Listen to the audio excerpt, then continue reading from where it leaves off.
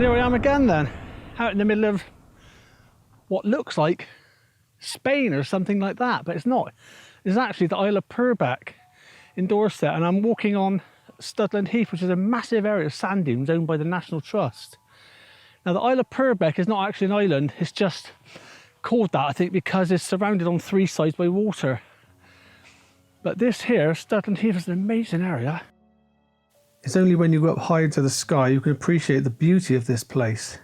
As the largest expanse of unspoiled lowland heath to survive in Dorset, the wildness of Studland and Goodlingston Heath is perhaps the closest thing to the landscape of Thomas Hardy's Wessex. The reserve predominantly consists of internationally important lowland heath, but also has a wide range of habitats, including sand dune, peat bog, alder and willow carr. Freshwater lagoons such as the Little Sea and 5 kilometres of sandy beach. It covers an area of 759 hectares. All 6 species of native British reptile are to be found here, including the rare sand lizard and smooth snake. In the summer you'll find the heathland clothed in purple heather and yellow gorse, while wetter areas are alive with dragonflies. The area is also used in the run-up to D-Day as a training area for the assault troops and as a bombing range by the Royal Air Force.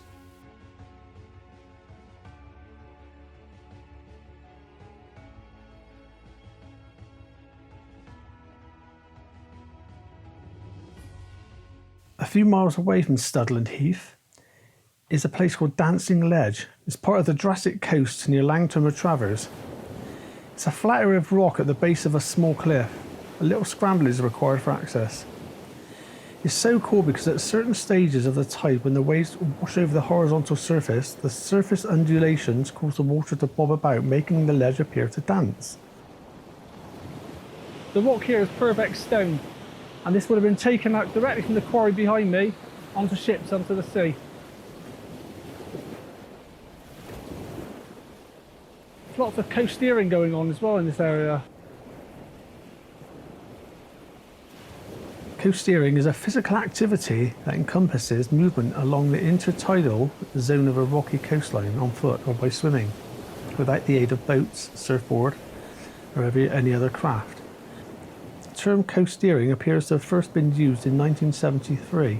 In the book Sea Cliff Climbing, John Clear and Robin Columb said a few enthusiasts believed that coast steering would become popular and has a big future. In the 1990s it emerged as a commercially guided recreational activity initially along the cliff coastline of Pembrokeshire and Wales. Activity then spread to all regions of the UK where there are suitable rocky coasts, including Cornwall, Pembrokeshire, Anglesey and the Highlands and the Isle of Scotland, and here in Dorset.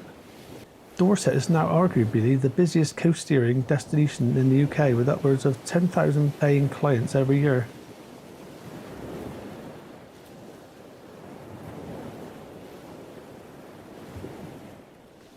A swimming pool was blasted into the rock for the use of local preparatory schools sometime near the beginning of the 20th century.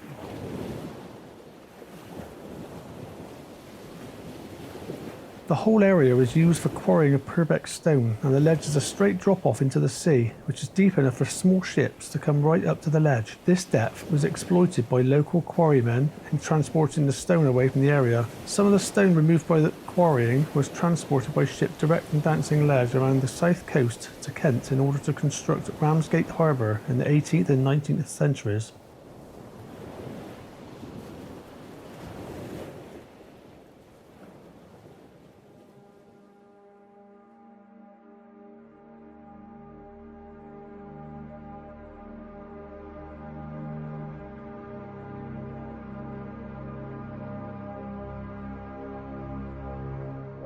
Well, this is the gorgeous Poole Harbour, second biggest in the world. Really big it is. And look at these bad boys here. Can you guess what they are? Well, these are called dragon's teeth. This is just basically anti-tank devices from the Second World War. Stop the tanks driving up onto the beach, and this would have extended right inland. It's probably all buried now.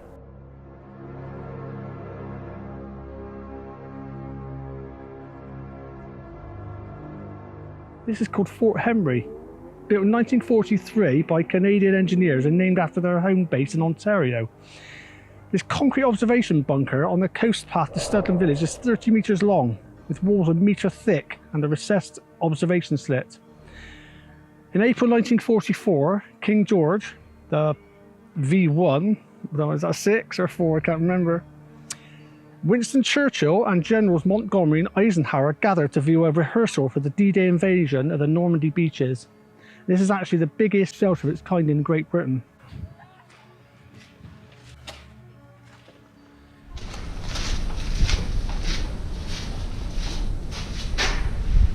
Prime Minister Winston Churchill had visited the Dorset coast in 1940 and laid bricks as his practical contribution to a pillbox machine gun post at Sandbanks village here. He returned in triumph to watch the Studland exercises in the spring of 1944. Oh, it's extremely narrow. Wow.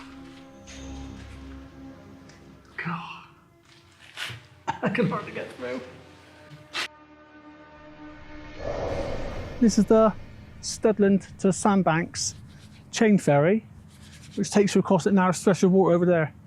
If you were to drive round, it'd be a 25-mile trip right round Poole Harbour, so it's quite a nice easy shortcut really.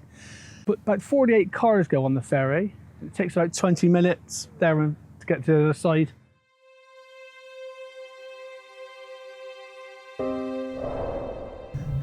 And it's only 630 miles to Minehead round the coast path. This is the start of the southwest coast path.